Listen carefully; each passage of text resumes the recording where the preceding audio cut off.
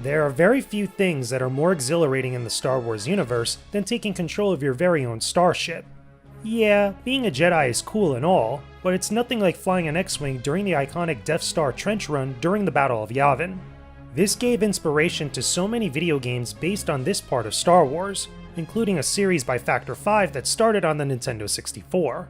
Star Wars Rogue Squadron is what many consider to be the epitome of arcade flight combat.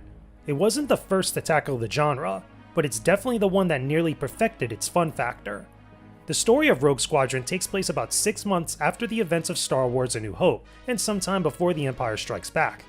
Luke Skywalker takes on a leadership role with the Rebellion as the head of the fighter group known as Rogue Squadron. Remember, this is after Luke destroyed the Death Star, but before he continued his Jedi Knight training with Yoda.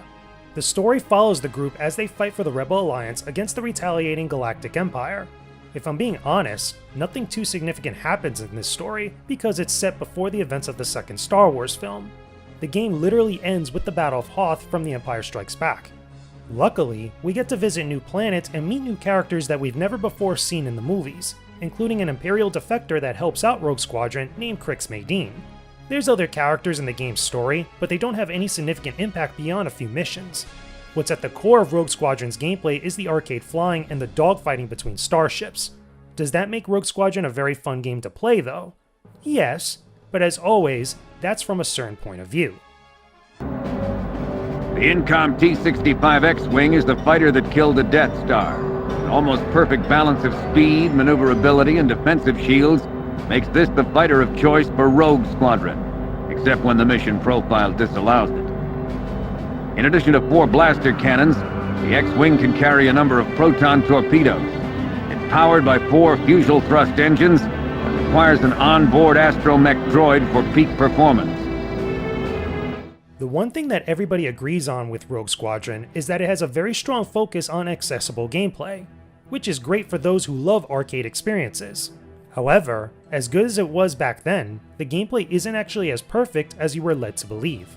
I have a bad feeling about this. I've got a bad feeling about this. I got a bad feeling about this. I have a bad feeling about this. Oh, I have a bad feeling about this. Flying in Rogue Squadron has simple controls on the N64 controller, which is good, but the only issue I have controlling my ship is that the aiming can be pretty stiff and clunky.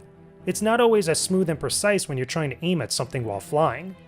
A lot of this I blame on the N64 controller and the technology of the time, but despite that nitpick, Rogue Squadron still plays very good. There's about 16 missions that you'll be flying a starship, engaging enemy fighters and completing objectives along the way. I love the variety of ships you can control, with each one pulled directly from the Star Wars movies and some from the extended universe material. Piloting an X-Wing or a Y-Wing is super cool and will speak to those who grew up watching the films. But what's neat is how each ship has its own unique abilities and perks. Some have better defenses and weapons than others, while a few other ships can travel faster at the expense of shielding. You have a lot of options to pick from. It's cool to replay missions with different ships and see how things could change up, for better or worse. Excellent work.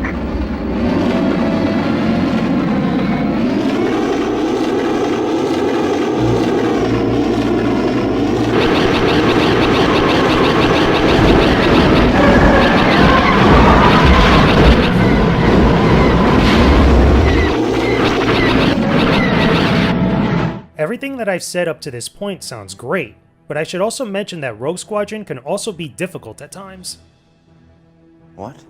Now hold on. Before all of you go sounding off in the comments, let me be clear here. You were the chosen one! I'm cool with a good challenge, but Rogue Squadron tends to be super tedious with how it judges you when trying to earn the medals on every mission. Each mission has a set criteria that you need to meet in order to earn a medal. If you fail to hit even one of these minimum requirements, you won't get a medal and have to redo the entire mission over again. This could be a pain because of things like accuracy, enemies destroyed, friendlies rescued, and mission time that are borderline impossible to fulfill. After a lot of trial and error, I was able to get enough gold medals to open up every mission and other bonuses, but not without a ton of frustration replaying missions over and over again. The worst is when you have to defeat enemies you can't find so easily within an area, or rescue allies that get quickly destroyed without any sort of warning. Unless you have prior knowledge to the full mission beforehand, you likely won't be fast enough or thorough enough to hit every one of those milestones in order to earn a medal. I would rather take a harder difficulty setting that increases the amount of enemies or their strength within a mission over these strict parameters. I feel like it would have made the game feel a lot more fair and a lot less tedious overall. I don't believe that. And you're sounding like a separatist. What I love about older Star Wars games are all the extra goodies that you could discover, and Rogue Squadron has some real cool ones in it. There are some bonus missions that you can unlock that include the Death Star Trench Run from A New Hope, the Battle of Hoth from The Empire Strikes Back, and a bonus race on Tatooine within a T-16 Skyhopper. This is some great fan service that gives a nod to things mentioned in A New Hope, while also paying homage to the classic battles that we see in the movies. Along with that, the game has unlockable starships that you could control after playing through the game at least once. You'll be able to fly the Millennium Falcon or a TIE Interceptor to use on multiple missions. Much of this opens up after earning medals in every mission, so the more medals that you earn, the more goodies you can unlock. This could get really frustrating, but the rewards are definitely worth it. Of course, a lot of this good stuff can be instantly unlocked with the use of cheat codes, and who doesn't love a good old cheat code? But here's the best part. You could actually unlock a Naboo starfighter from Episode 1 The Phantom Menace by entering a few codes, which then becomes usable for the entire game. This was some very cool promo for the upcoming prequels back then, and was hidden within the game for a very long time. But that's not all. You can also use cheat codes to fly a 1969 Buick Electra convertible. This replaces the V-Wing during some missions, but it also has the same flight and weapon capabilities. The Buick is a recurring Easter egg in all of the Rogue Squadron games, based on a real car that was owned by a Factor 5 employee. It's a silly but cool bonus for sure. But if that wasn't enough, there's even more beyond that. You could input a code that places you into a bonus level to control an AT-ST walker. All you do in it is shoot a bunch of enemies and destroy obstacles within the area. It's nothing too crazy, but it's a nice distraction that's meant to be silly fun. There's other cheat codes in here with a variety of effects, including opening up the gallery for in-game music and seeing all of the cutscenes within the entire story. But overall, I enjoy seeing all this extra stuff. It's something from games back then that you don't really see anymore these days. Good morning, Wedge. The rest of Rogue Squadron is still back at base, but I thought we could take an early morning run through Beggar's Canyon.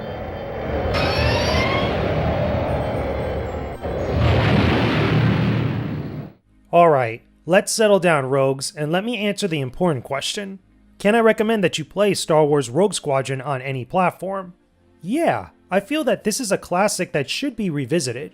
The game is definitely harsh with its meta requirements, and the controls can be a little stiff at times. But I'd be lying if I said that this game wasn't fun. It really is, especially if you love flying and shooting games. If you could look past the few faults that I mentioned, then getting into the cockpit of a starship is still a good time in here. And for the record, I'm never going to stop saying inbound fighters at 1013 whenever I play a flying or a multiplayer game. It's that memorable. I'm happy to say that the Force is very strong with this one. We did it! We saved Mos Eisley! Nice work, Rogue Squadron! We might make a name for ourselves after all.